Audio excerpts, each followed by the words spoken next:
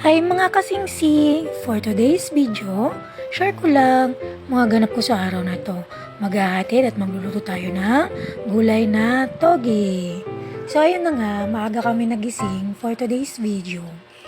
Yung anak ko, bumili siya ng pansit, as usual, favorite ko every morning. Siya lagi nakatoka, bibili ng pansit bihon doon sa sukay namin na karinderya. So ayan, sa kanya naman, nang binili niya, giniling na itlog. At hinati niya yon, binigyan din niya ako ng itlog. So, ngayon, habang kumakain kami, nag-iisip-isip na ako kung anong gagawin ko niyan, kung anong lulutuin kong ulam. Kasi, kailangan, bago mag alas 3 o alas 4, nakaluto na ako ng pagkain para sa babaunin ng asawa ko. So, ayan, nakaligo na kami mag-ina at ihatid ko na siya sa school. Punta na kami ng school niyan. And then, Wow!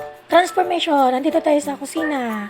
So, niluto ko na yung toge, prinito ko na, at nagisa na ako ng bawang, sibuyas, kamatis, nilagay ko na rin ng chicken cubes,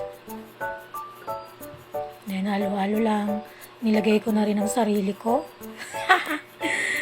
Yung sarili ko, nandyan na. Pampasarap yan eh.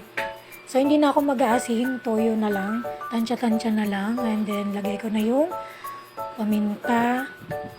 Tsaka yung seasoning. So, nahuli na ako, di ba? Saya-saya. Ayan, lagay ko na yung gulay. Huwag nyong lalagyan ng sabaw kasi kusa namang magtutubig yung togi.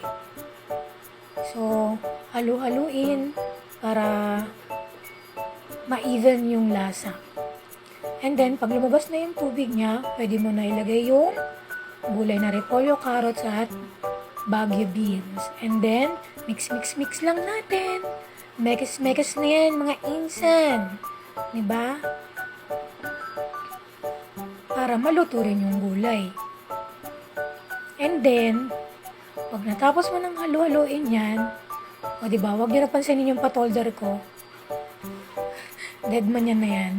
And then, lagay na natin yung tokwa sa ibabaw. Then, huwag nyo nang haluin. Then, takpan nyo na yan. Takpan mo na. Yan. Tapos, hintay ka lang ng 5 minutes. Ayan, luto na. And then, kain na. So, ayan, nag-pray muna ako bago kumain. Hintay ko kasi asawa ko dyan, nagkakalikot pa ng electric pan eh.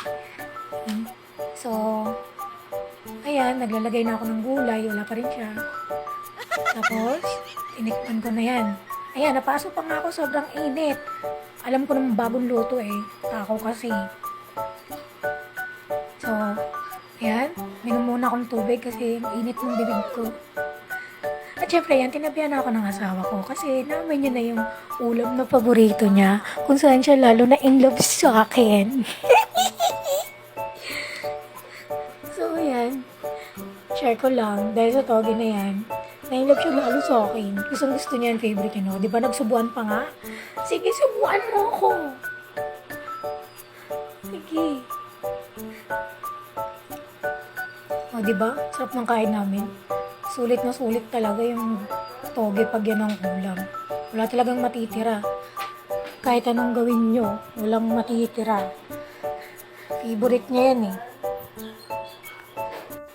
Happy talaga ako kasi kahit anong niluluto ko, kinakain talaga ng asawa ko. Sarap na sarap talaga siya. Ano yun ba?